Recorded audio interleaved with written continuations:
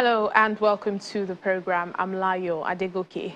The UK government has announced that from 4 a.m. on Wednesday, 11 African countries will be removed from England's red list, easing travel restrictions. Health Minister Sajid Javid announced this in Parliament. Angola, Botswana, Eswatini, Lesotho, Malawi, Mozambique, Namibia, Nigeria, South Africa, Zambia and Zimbabwe are on the list. The red list was reintroduced in late November as a precaution after the emergence of the Omicron variant. Well, ministers had cited the further spread of the variant as a reason for reviewing travel rules. Currently, all UK arrivals from red list countries must pay for and self-isolate in a pre-booked government-approved hotel for 10 days. They must also take COVID tests within 48 hours of setting off for the UK and PCR tests within 2 days of their arrival. A group of Russian scientists have arrived in South Africa to study the new coronavirus variant, Omicron. Russia's foreign ministry says that the plane which they boarded was also carrying a mobile laboratory. The arrival comes days after South Africa's President Cyril Ramaphosa invited experts from different countries to join the country's scientists to study the new variant and also its mutation. South Africa has seen a rise in coronavirus infections which have been attributed to the Omicron variant, which was first detected in the country last month. Meanwhile, a major study from South Africa shows that 2 doses of Pfizer-BioNTech's COVID-19 vaccine appears to have given 70% protection against hospitalization in recent weeks, suggesting a weaker efficacy against the new Omicron variant. The study, released on Tuesday by South Africa's largest private health insurance administrator, Discovery Health, was based on more than 211,000 positive COVID-19 tests results. Around 78,000 of those results from November 15 to December 7 were attributed to Omicron. The 78,000 results are not confirmed Omicron cases, meaning the study cannot conclusively offer findings about the variant labeled of concern by the World Health Organization.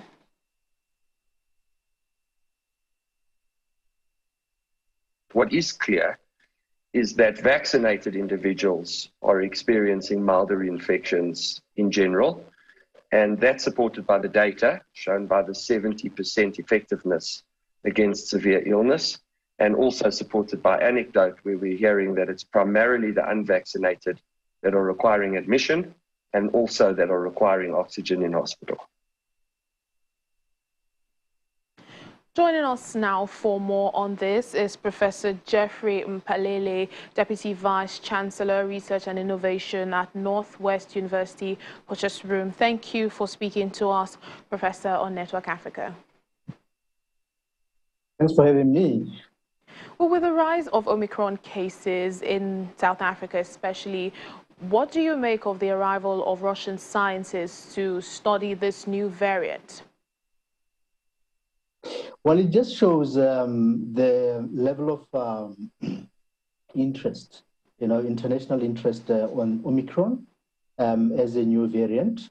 Clearly, the virus has got some, special characteristics. It has shown to be highly infectious compared to other variants that we have seen so far. And now that we have seen that actually it can escape vaccine-induced protection, then is making this variant of special interest. And we also know that there's been a couple of reinfections in people who previously recovered from SARS-CoV-2. So even if reinfections are not unique, because we have seen this with the other variants, the fact is that it looks like there are more people getting reinfected with this new variant. So it does attract, international interest in that regard. Well, just like you've mentioned, the Omicron variant, is highly infectious. But there's the, what do you think? Can the available vaccines that we have be able to tackle this variant? Not 100%. We know that the 2 doses of Pfizer or the single dose of the J&J vaccine, which are currently in use in South Africa, will not, they are not 100% efficacious. So the efficacy is actually reduced compared to the previous variants, the Delta and the other variants, of course.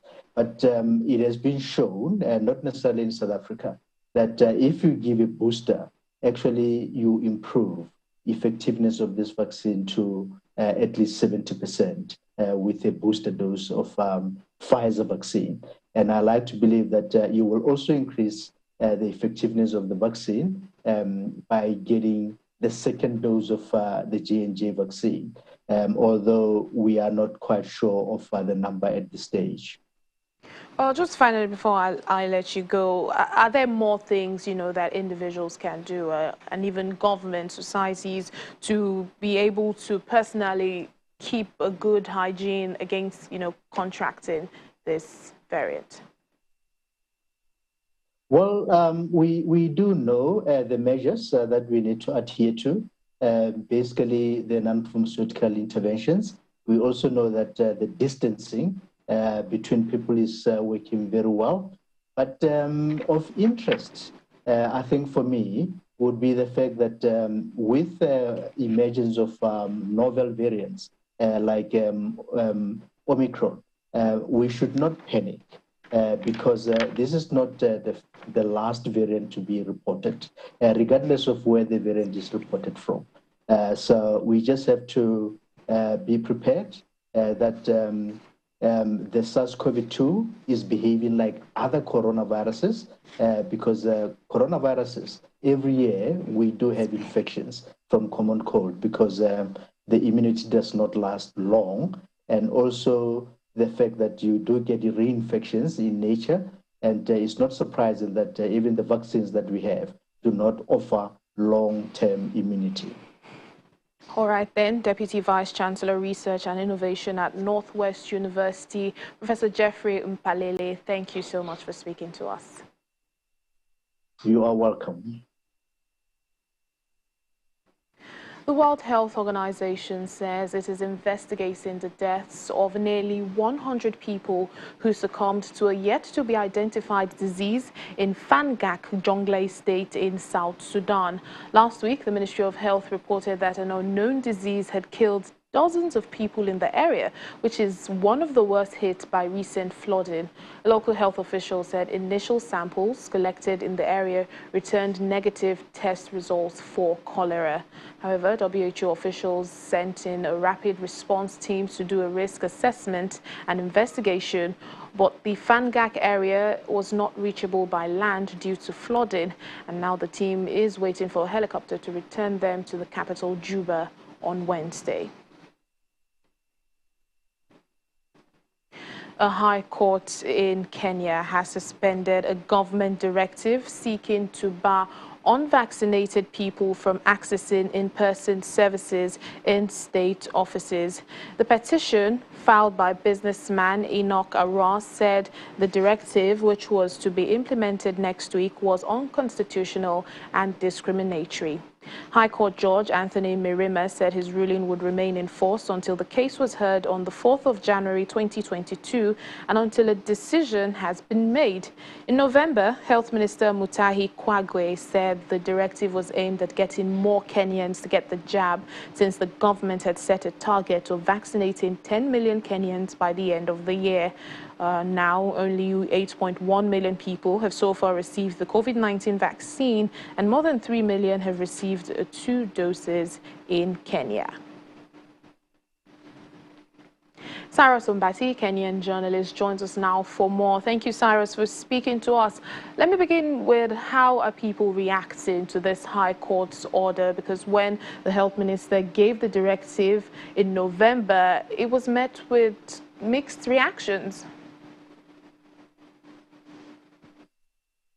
Good evening.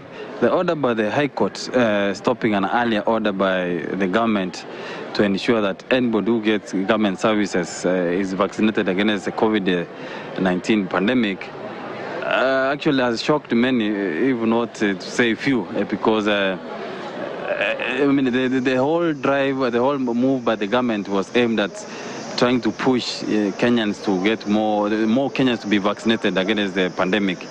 But then some few individuals who have so much doubts about the vaccine ganged up to go to court for the High Court in Nairobi to seek orders to stop the order. So far, the High Court has stopped this and said you can't force people to be vaccinated against the pandemic. Because the government had said that if you want to seek government services, you have to be vaccinated. But now those who are not in agreement with that move to court to oppose it. And we are waiting to hear what the government itself says about this High Court order. Because to me or to many Kenyans here, especially in Nairobi, it's a shock because I mean, being vaccinated against this disease is aimed at ensuring everyone is safe against the same. But then it seems that some people, including the judges themselves, are not in agreement with that scientific finding. So that's why the judge actually lifted that order by the government and put the case to be heard next year, January on 4th. This means that you can access these services in any government office as you wish if you are not been vaccinated and you are against that earlier order. However, we will need to see because the government has to be served for that to be effected. But private organizations have already issued their orders saying that anybody who has not been vaccinated against this pandemic cannot be given services in their premises, especially the malls. Some malls here in Nairobi, some shops are saying if you are not vaccinated, you can't get into the premises. So in essence, it's helping in one way or the other to push the drive up. Well, just like you have said, Cyrus, the Health Ministry gave the directive aimed at making more Kenyans to be vaccinated. So what does this now mean for Kenya's vaccination drive? I mean, the drive, the move by the government was aimed at pushing the drive up because there was some laxity among some Kenyans who didn't want to be vaccinated. So they moved to issue that order that you can't access some services without vaccination was aimed at ensuring that more Kenyans get vaccinated. And when you look at the figures in the past 2 weeks, we have been registering between 100,000, 200,000 people being vaccinated daily.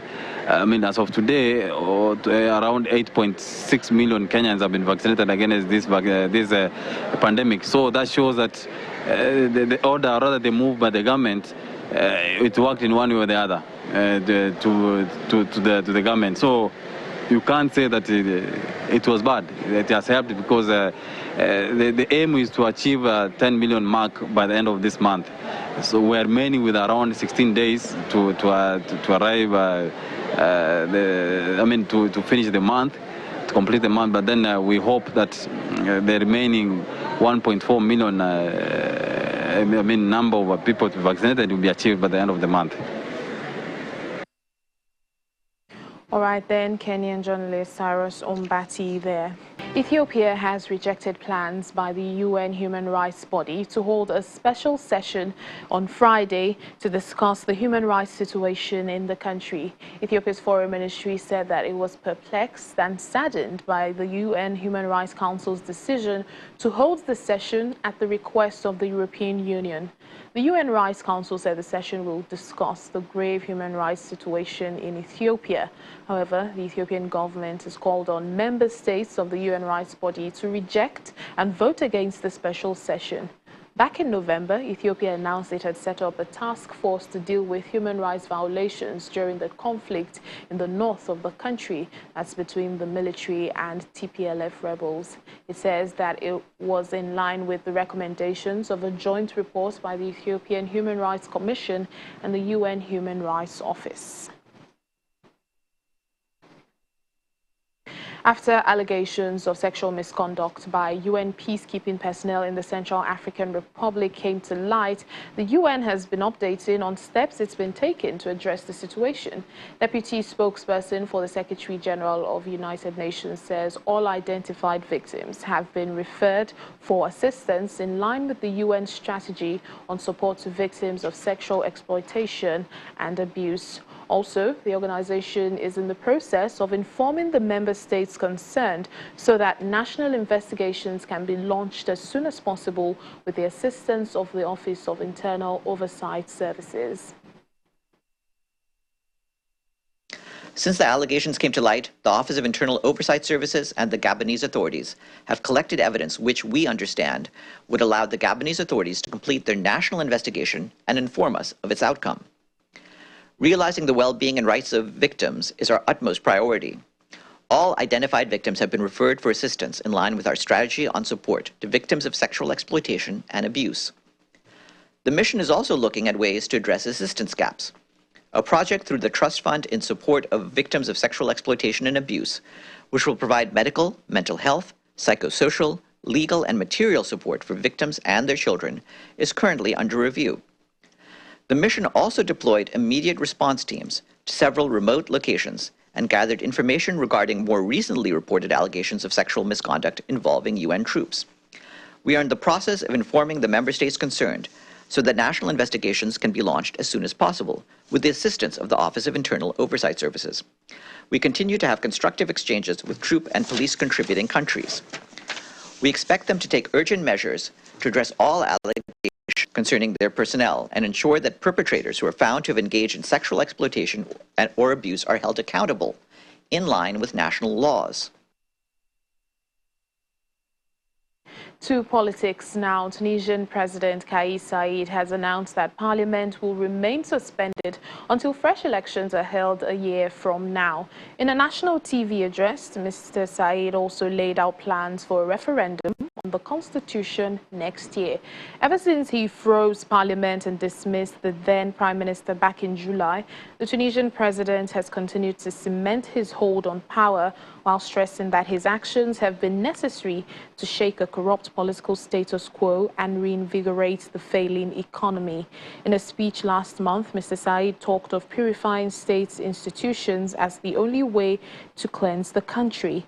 To his supporters, this remains a persuasive message, but his opponents still believe that what he has done what he is doing amounts to a political coup. The world's anti-corruption conference has started in Sharm el-Sheikh, Egypt, with 152 countries meeting to advance action through the United Nations Convention Against Corruption. The conference also is to strengthen integrity responses to the COVID-19 pandemic. Promote the role of anti-corruption agencies. The ninth session of the Anti-Corruption Conference of the State Parties to the United Nations Convention Against Corruption opened with a video message by the UN Secretary General, Antonio Guterres. Corruption spreads through societies and erodes people's trust in leaders and institutions. It deepens inequalities, feeds cynicism and alienation, and reinforces the obstacles facing women and girls. Greed over need harms us all. As countries invest in recovery from the COVID-19 pandemic, we must guard against the diversion of vital resources by criminal opportunists. Tackling corruption is essential to protect human rights and promote democratic accountability. It is an important step towards inclusive, sustainable development. This summit in Sharm el-Sheikh caps a year of global anti-corruption action, following the first UN General Assembly special session against corruption in June. The executive director, Ghada Wali, called the COVID-19 pandemic a global wake-up call to stand for integrity. The world is in dire need of the principles of transparency and integrity to recover from the COVID-19 crisis in a just and equal way without leaving anyone behind. the pandemic shifted from a global health crisis into a socio-economic crisis. This conference has a responsibility to follow up on the implementation and activation of the UN General Assembly outcomes. Ms. Wali highlighted the need to raise awareness and bring together all stakeholders, political leaders, institutions, the private sector, civil society, the media, women and youth in the fight against corruption. The host country, Egypt, through its Prime Minister, Mustafa Moboli, says the country is working on promoting inclusion and empowering women in the formulation as well as implementation of public policies. We are very much aware that combating corruption is not the sole responsibility of governments, but people have a key role to play in that. This is why we made the efforts in the past years to promote inclusion and empower women and youth, since we believe that empowering women contributes to strengthening government's efforts. The government has taken decisive and effective measures to support women's political and economic empowerment. We are working on integrating the youth in the formulation and implementation of public policies, since we believe in the need to develop a new generation that refutes corruption. Some 152 countries and a record 2,133 participants from government, regional and intergovernmental organizations, civil society, the academia and the private sector have registered to take part in person and virtually in the conference, which continues till December the 17th. 75 side events, including 4 events in the lead up to the conference, have been organized on the margins of the session. The UN mission in South Sudan, together with the South Sudan Human Rights Commission, have been holding a special event in an effort to promote human rights and equality across the nation and also to mark the International Human Rights Day in Juba. It's been a long journey for South Sudan, from civil war to a fragile peace and recovery. Human rights abuses remain a pervasive problem, with at least over 1,800 civilians killed, injured, abducted or subjected to conflict-related sexual violence in the first half of this year.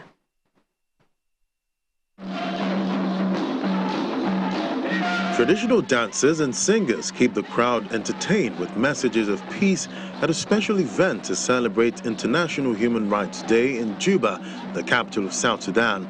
However, in the midst of the celebration is a serious message to national and local authorities to extend respect and protection to all stakeholders in the peace process following increasing threats and harassment of media and civil society. I particularly wish to reiterate as well the role of independent human rights institutions and civil society organizations.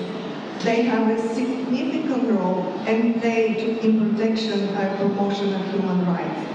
Towards this end, we continue to call for continually independent civic space, as well as protecting the environment for the human rights defenders and civil society activists in the country to effectively execute their human rights mandate.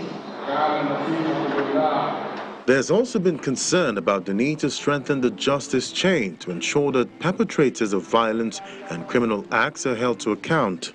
The current lack of accountability is emboldening these perpetrators and fueling abuses across the country, particularly against women and girls. Listening to this message within the audience are many members of the security forces. Today is indeed a reminder to ourselves that South Sudan was born out of protracted conflict. That was a protracted fight for human dignity and advancement of human rights and fundamental freedom. So the community of nations were equally aware that equality for all were among the core values and principles or sake of the present-day South Sudan. Therefore, against this background, that the principle of equality and non-discrimination are enshrined in the Transitional Constitution of the Republic of South Sudan 2011 as amended under Article 14, that all persons are equal before the law and are entitled to equal protection of the law without discrimination as to race, ethnic origin, color, sex, language, religious creed, political opinion, birth, locality, or social status. It has been a long journey for South Sudan from civil war to fragile peace and recovery, with human rights abuses remaining a pervasive problem. The pandemic reminded us of a simple truth, that a world that fully respects the human rights of all is a world better prepared to deal with and recover from all crises. For South Sudan, recovery includes emerging from devastating effects of the conflict to an environment where respect and protection for human rights of all is a key priority. It is hoped that by working together, the people of this new nation can reduce inequality and advance human rights to ensure peaceful and meaningful lives for all. Well, as part of the peace process in South Sudan, dozens of youth representatives from across the Upper Nile region have signed an action plan at a special workshop to build trust and develop a collaborative approach to promoting unity, peace, and security. There has been persistent conflict among youth in this region, with tensions increasing due to the dire economic situation. The signing of the action plan is seen as a major milestone in building trust among themselves and showing their readiness to depend on each other and their country.